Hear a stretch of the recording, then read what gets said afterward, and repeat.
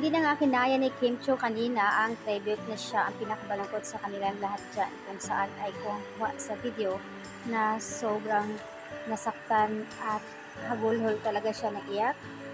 Siya kasi ang pinakamaraming shows na binigay sa kanya. Pinakita naman din ng mga Kim Pao admin, pareho sila ni Paolo Abilino na 10 shows ang binigay sa kanila. Kaya kanina nung nagkaroon ng tribute at 29th anniversary ng ASAP, sobrang emotional si Kim Cho. Di niya mapigilan, sobrang iyak. Kimi and Sergio's Dreamscape, Bibi ang turingan, Last Gift for the Kim, This WWS Key and Lin Lang, What's Wrong with Secretary Kim and Lin Lang. Sergio always proud sa kanya, even his heaven now. Yung puso ni Kim, masyado kasing ginalingan sa Linlang. Alam namin na gagalingan mo pa rin sa WWSK for Sergio.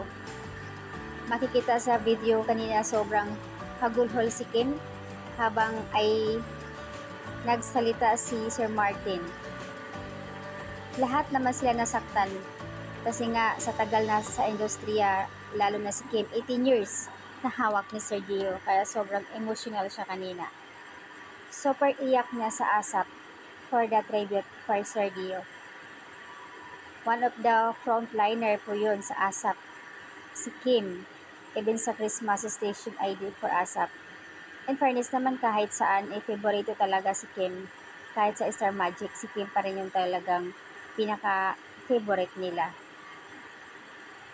So, ayan po yung update kanina. Marami naman din ang emotional, hindi lang si Kim, mga ibang mga artista na talagang masakit para sa kanila, lalo na matagal niyang hawak. Hugs ng mahigpit ayon sa mga Kim Pao fans, hindi kinaya ni Kim, kaya umalis siya kanina, sobrang hagulhol na.